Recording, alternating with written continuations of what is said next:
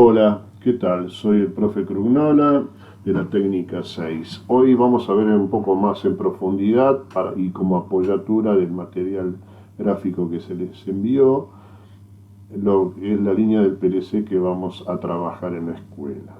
La línea es Simatix S7200. Corresponde a la empresa Siemens, tal como figura a la parte superior del PLC que ustedes están observando. Y que donde dice Siemens y más o menos se debe estar viendo lo que es la línea Simatix y el producto es S7200. La línea Simatix tiene una cantidad importante de PLC y dentro de la línea S7200 tenemos desde el 214 hasta el 226. Si ustedes observan a la derecha sobre el cuadrito, que con el no puedo entrar con el cursor, pero bueno, a partir del cuadrito van a ver que esta CPU es la A222, que es muy similar a la que nosotros en sí vamos a emplear en la práctica, que es la 224, es un poco más completa.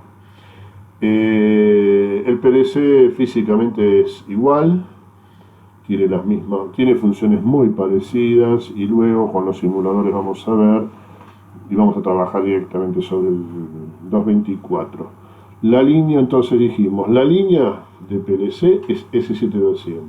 La CPU propiamente dicha es 222 en este caso y 224 la que vamos a trabajar y la que vamos a empezar a ver un poco más en detalle. En los PLC existen dos tipos de estructuras básicas. La compacta, que es como la que estamos viendo en pantalla, que consiste en una sola pieza en la que se integran todos los elementos. Y la modular, en los que la CPU, la fuente de alimentación, las entradas, salidas, etcétera, son cada una un módulo, o sea, están todas muy separadas y que elige qué tipo de función van a hacer. En el modular se arma el PLC a medida de lo que se necesita para manejar determinadas máquinas o determinada máquina o determinadas máquinas.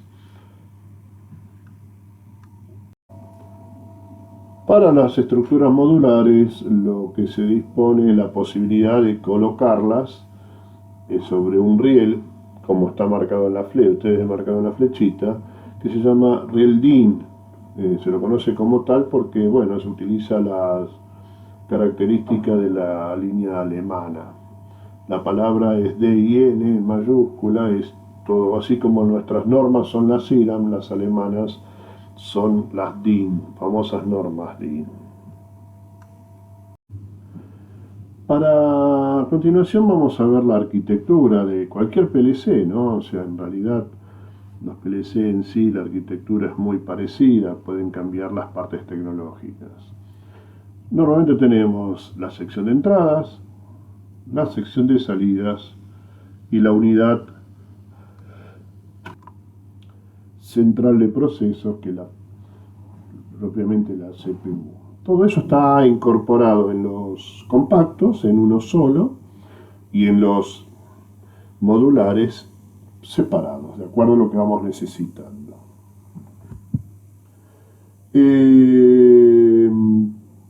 Podemos decir que la sección de entrada, ¿qué trata? La línea de entrada, las líneas de entrada, las cuales pueden ser digitales o analógicas. Por lo general ahí se coloca lo que se llama sensores o captadores. A la parte de las salidas tienen una cantidad de salidas, líneas de salida, que también pueden ser de carácter digital o analógico. Todo depende del PLC y generalmente lo que se conectan ahí son los actuadores. Obviamente la CPU se encarga de procesar el programa que el usuario introduce. cada PLC son parecidos en su forma de trabajar, su ciclo de lectura. Generalmente la CPU toma una por una, en forma secuencial, cada instrucción que se programó y las va ejecutando. Cuando llega al final de las instrucciones programadas, se vuelve al principio. O sea, es un ciclo que está constantemente en circulación, o sea, es un cíclico. Generalmente en determinados modelos se puede disponer de secciones que ya están integradas dentro de la misma PLC. Por ejemplo, el regulador speed, que son o controles de posición, etcétera. Aparte de estos, podemos disponer los siguientes elementos en un PLC. La unidad de alimentación, algunas de las cuales ya están incorporadas dentro de la misma CPU.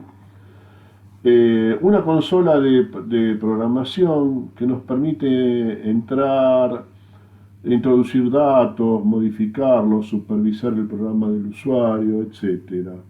Eso generalmente no se están utilizando, están tendiendo a desaparecer, pero este PLC tiene uno y realmente se coloca generalmente en la máquina y lo utiliza un operador especializado.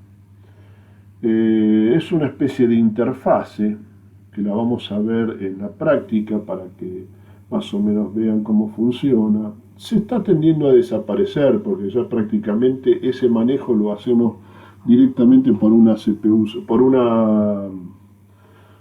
una computadora central que ya utiliza sistemas SCADA o alguno parecido, donde se manejan distintas cantidades de PLC y varias máquinas a la vez, una línea de producción generalmente. Después están los dispositivos periféricos como unidades de entrada-salida, más memoria, unidades de comunicación en red, etcétera. Y las interfaces que, como el que habíamos visto antes, que es la consola de programación. La consola de programación también está considerada como una especie de computadora que se comunica y las interfaces generalmente son dispositivos donde el operador puede llegar a ver los movimientos que hacen, se pueden hacer algunas modificaciones básicas, etcétera.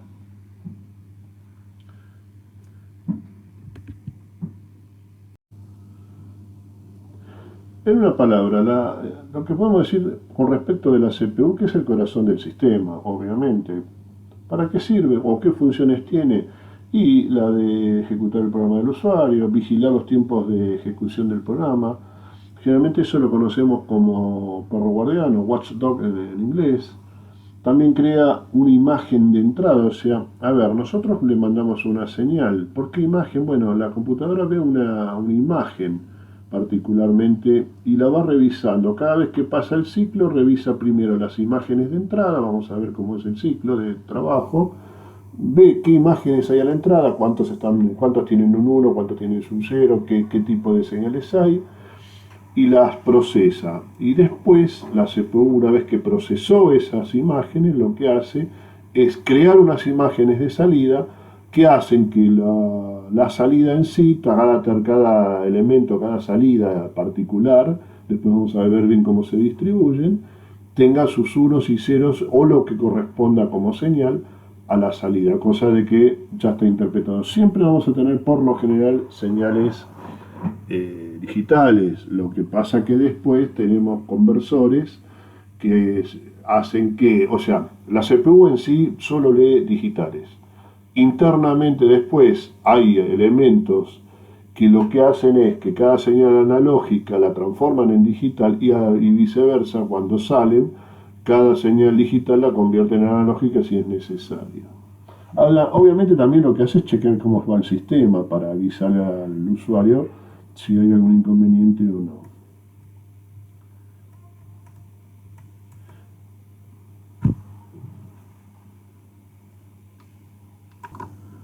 ¿Cómo es básicamente el ciclo de la CPU? Bueno, lo primero que hace es leer los estados de entrada, memorizándolo, formando una especie de imagen. Con esta información trabaja sobre la línea que corresponde al programa de control cuando se lo ejecuta.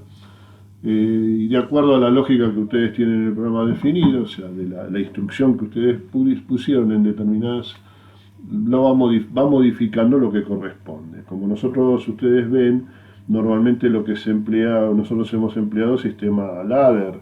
Entonces acá fíjense, en la primera instrucción que decimos, bueno, cuando i0.0 tiene un 1, ¿qué se va a actuar? La salida q0.0. Y así sucesivamente, a medida que van pasando los escalones, o sea, las instrucciones que vamos dando, va a ir cambiando, va modificando las salidas. Esos procesos anteriormente se utilizaban, duran aproximadamente entre 3 y 10 milisegundos, duraban. En este PLC seguramente es así, pero ahora ya hay unos PLC que vienen con unos microprocesadores y microcontroladores, depende de la magnitud del mismo, lo que tengan que manejar, en los cuales la velocidad está terriblemente más superior.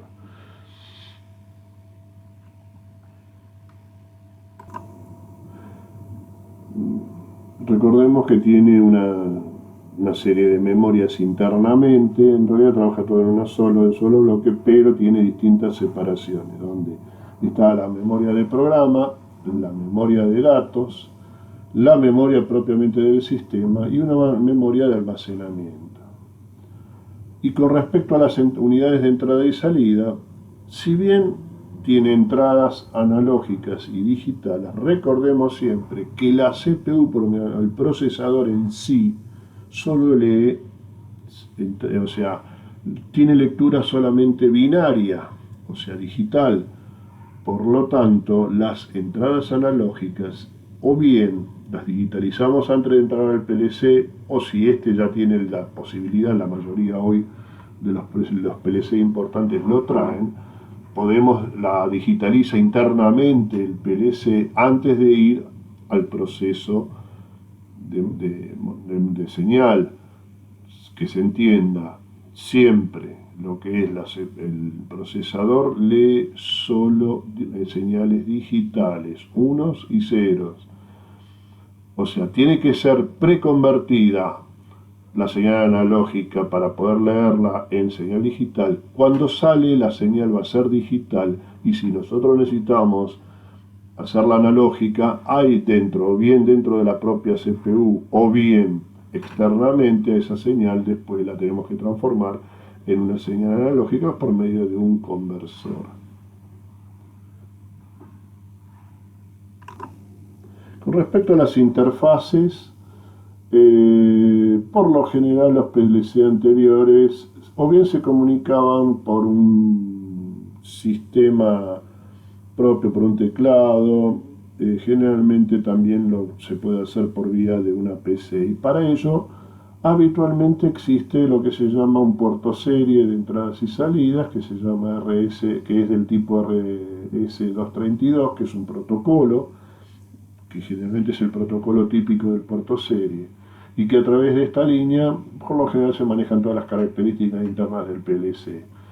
Hoy por hoy ya se emplean también otros tipos de sistemas, de interfaces, y las conexiones obviamente están con la nueva tecnología, se habilitan. Pero este sistema, este protocolo es RS232, se utiliza prácticamente en casi todo hoy, en la mayoría de los PLC anteriores, y los de hoy, algunos que son básicos, también lo siguen empleando. Aquí en Argentina es muy común tener ese tipo de elementos.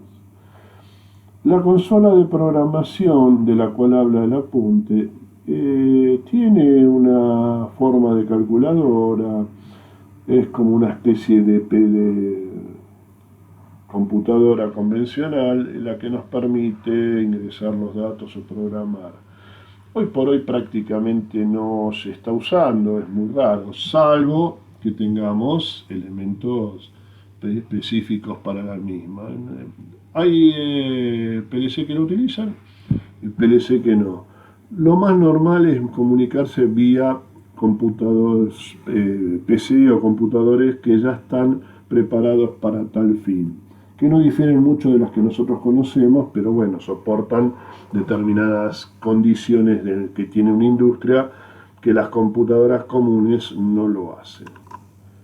Con respecto a los lenguajes de programación, nosotros hemos visto varios lenguajes.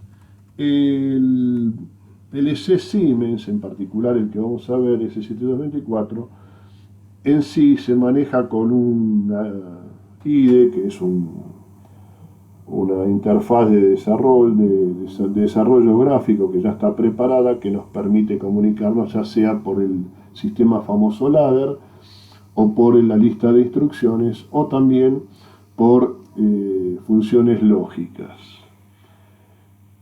La diferencia está en que con respecto a las que ustedes conocen,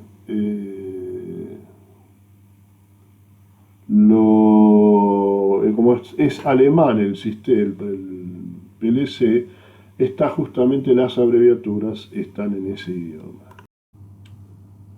Veamos, el lenguaje de contactos o ladder lo vamos a ver como lo vamos a visualizar dentro del programa como COP, KOP.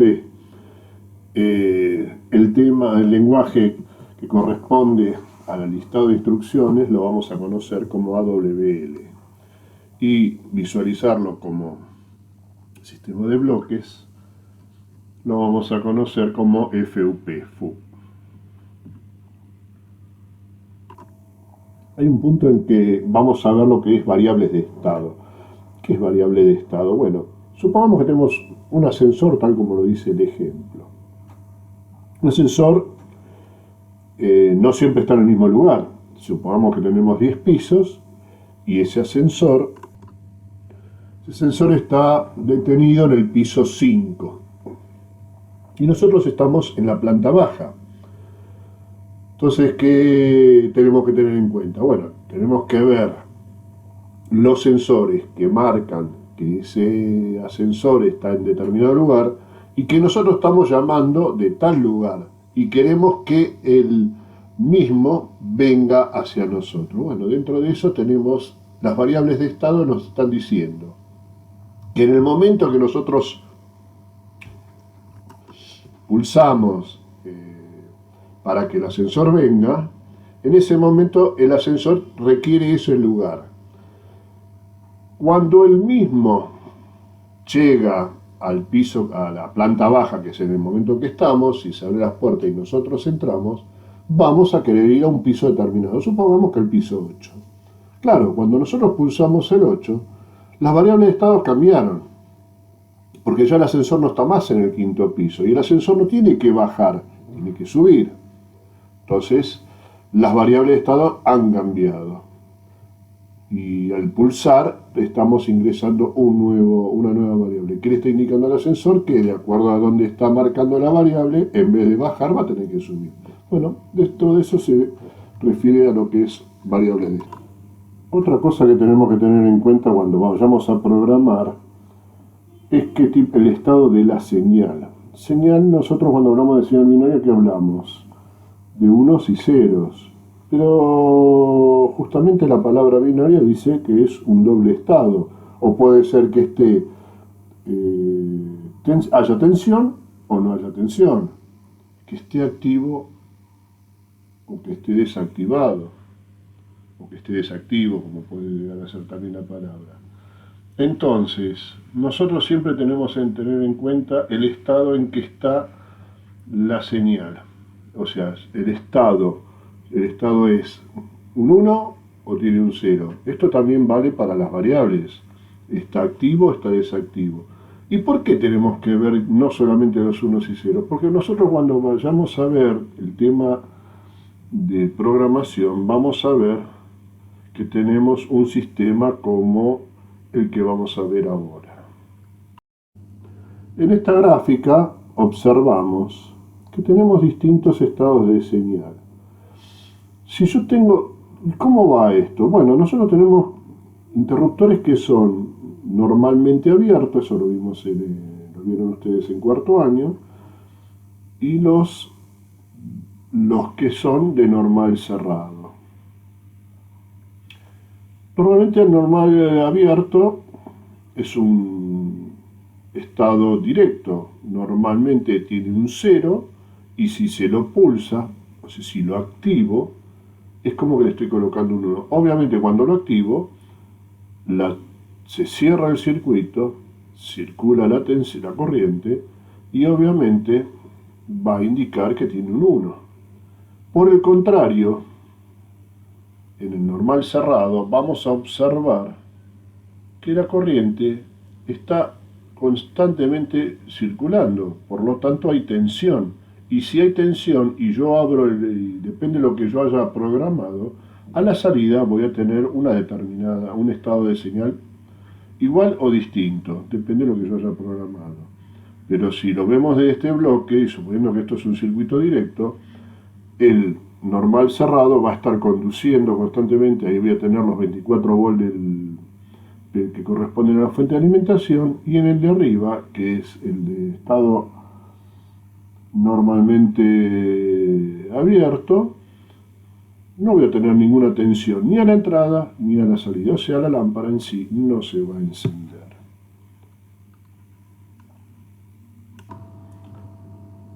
Bien, con esto más o menos tenemos una idea antes de poder introducirnos en la programación propiamente dicha del sistema. La próxima clase nos vamos a introducir en el mismo, vamos a ver la IDE que utilizaremos, que es el StepWin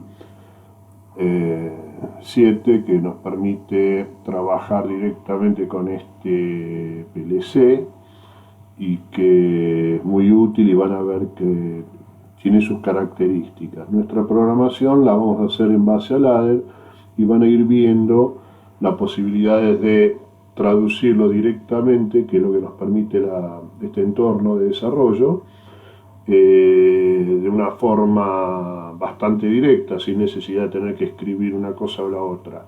De cualquier manera, recuerden siempre que la programación, cuando más a fondo tenemos que llegar, lo más conveniente es utilizar el sistema de listado de instrucciones, que es una especie de mnemónicos, como lo del lenguaje de Assembler, que nos permiten llegar casi al mismo lenguaje que tiene la máquina.